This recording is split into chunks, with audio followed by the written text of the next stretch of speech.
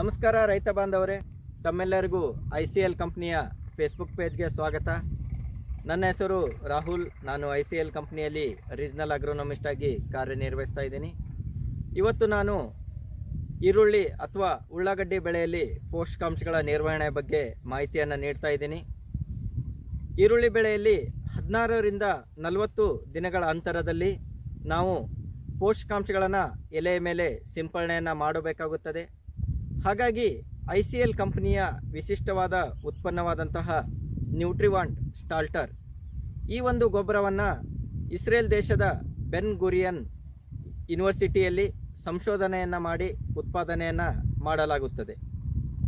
ಈ ಒಂದು ಗೊಬ್ಬರದಲ್ಲಿ ನೈಟ್ರೋಜನ್ 11%, 36% ಫಾಸ್ಫರಸ್, 24% ಪೊಟ್ಯಾಷ್ ಹಾಗೂ ಸೂಕ್ಷ್ಮ ಪೋಷಕಾಂಶಗಳನ್ನು ಒಳಗೊಂಡಿರುತ್ತದೆ.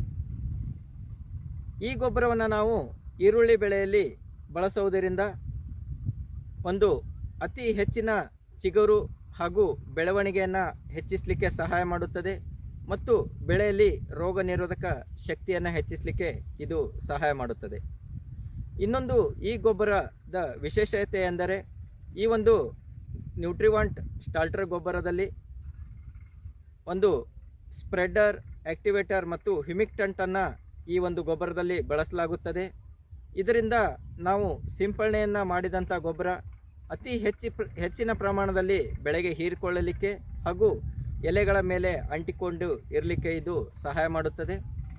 ಮತ್ತು ಈ ಗೊಬ್ಬರವನ್ನು ನಾವು ಯಾವುದೇ ರೀತಿಯ ಶಿಲೀಂಧ್ರನಾಶಕ ಅಥವಾ ಕೀಟನಾಶಕದ ಜೊತೆ ಕೂಡ ಸಿಂಪರಣೆಯನ್ನು ಮಾಡುವುದರಿಂದ ಅದರ ಕಾರ್ಯಕ್ಷಮತೆಯನ್ನು ಕೂಡ ಹೆಚ್ಚಿಸಲಿಕ್ಕೆ ಇದು ಸಹಾಯ ಮಾಡುತ್ತದೆ.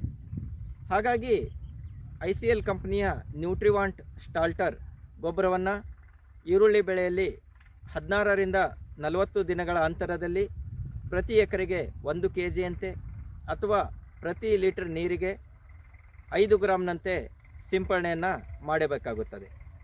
ಧನ್ಯವಾದಗಳು.